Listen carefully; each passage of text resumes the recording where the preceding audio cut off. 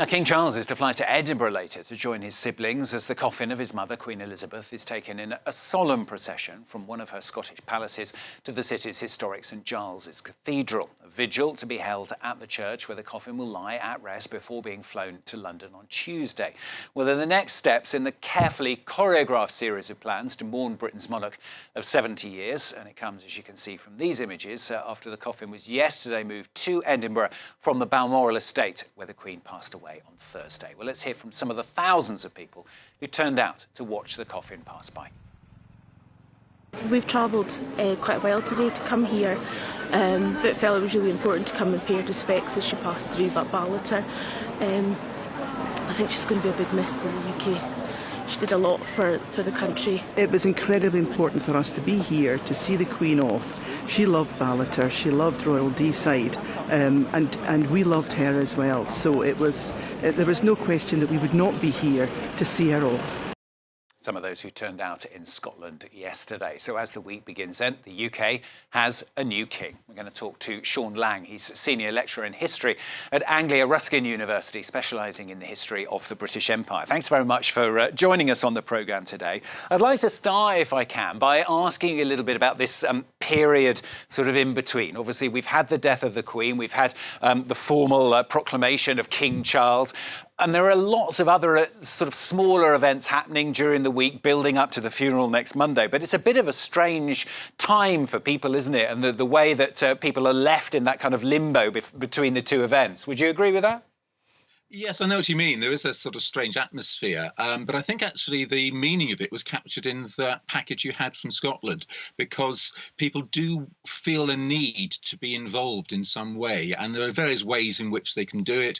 There have been books of remembrance or condolence which have been set up around the country. People have been laying flowers at particular significant sites. But if you can actually see the coffin, and they planned the journey down from Balmoral, the Queen's sort of holiday home in the Highlands, down to Edinburgh very carefully, not going by the most direct route, but by deliberately going through towns and villages so that people could see. And they'll do the same, of course, on the way down to London, and above all in Westminster Hall, where the coffin will lie in state. They're expecting to have huge crowds going through. And that visual, that direct touch is a very important, it's like a sort of rite of passage or something like that. It sort of gives closure to a lot of people.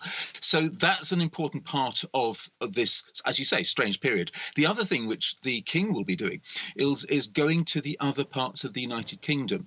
He's going to Scotland, not just because that's where the Queen's coffin is, but because it's important that all the parts of the Union be involved and feel sort of involved by the king directly. So he's also going to Northern Ireland. I think later in the week he's going to Wales. So it's almost as if you're gathering all the forces of the people of the different nations of the United Kingdom ready for the funeral a week today. So yes, it is a bit of an interim period, but it's an important one, not just in terms of planning, but in terms of preparing everyone, almost sort of like a collective gathering of breath, ready for the very important day for the funeral. And do you think the number of people that we saw turning out in Scotland and the numbers that are expected today, do you think they're turning up just to be part of history, if you like, or does that actually translate into direct support for the monarchy?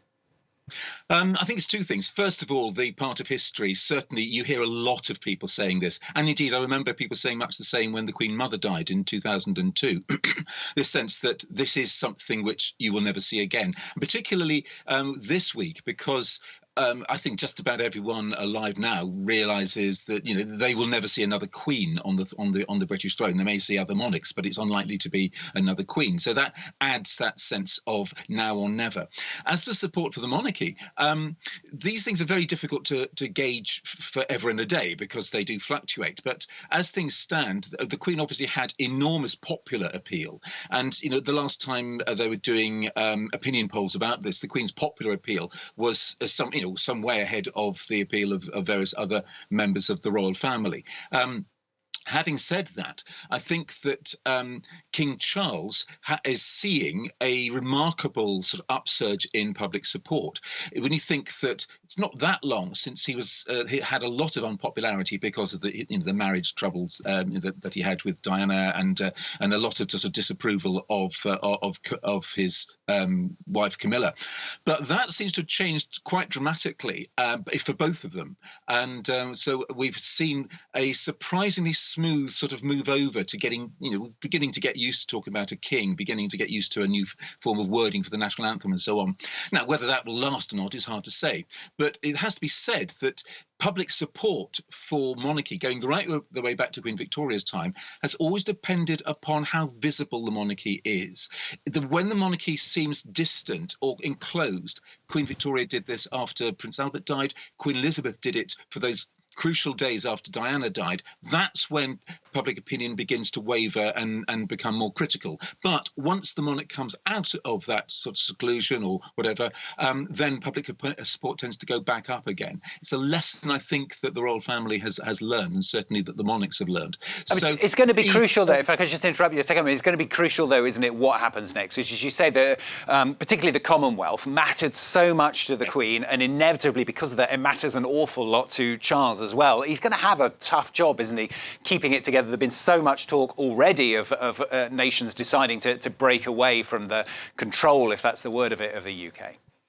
That's true. Although I noticed yesterday that Australia decided to put off a referendum on Republican status by at least a year, and the latest opinion polls there are not as decisive as one might have expected. But nevertheless, the line has always been, both with the Queen and now with the King, that if nations want to remove the British monarch as their head of state, absolutely fine. Now, of course, it doesn't follow from that necessarily they leave the Commonwealth, because there are plenty of republics in the Commonwealth, and indeed there are countries in the Commonwealth who were never under the British Empire at all, and they've recently joined. So essentially, the line is, under the Queen and when he was Prince, Prince Charles made it clear that if you want to remove the British crown, fine. Is there not a risk though that sort of could create a steamroller effect, where one, maybe two, decide actually perhaps this is the moment, we'll go, and then that just keeps going until the Commonwealth and all those nations is very much shrunk?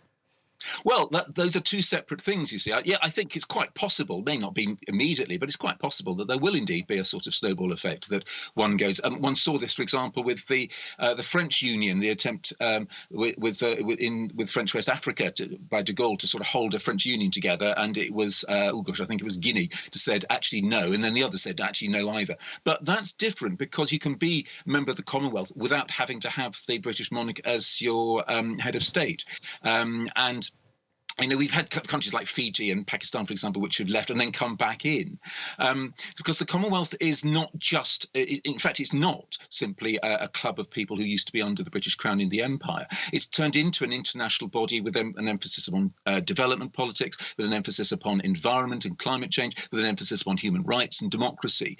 And in that sense, a lot of countries who might otherwise be pretty small voices in things like the United Nations can speak with rather larger voices within the Commonwealth. So it's seen as quite a useful entity. Now, head of the Commonwealth is not a hereditary title. Prince Charles did not, or King Charles, but when he was Prince, did not inherit it. It was decided, I think it was in 2018, by the Commonwealth countries that it would pass to him when the Queen died. But it is their decision. So it's a separate thing from being under the British Crown. And I think you're absolutely right. I would expect there to be not necessarily gradual, could be quite a rapid move away from the British Crown as head of state, but the Commonwealth itself could certainly have quite a bright future.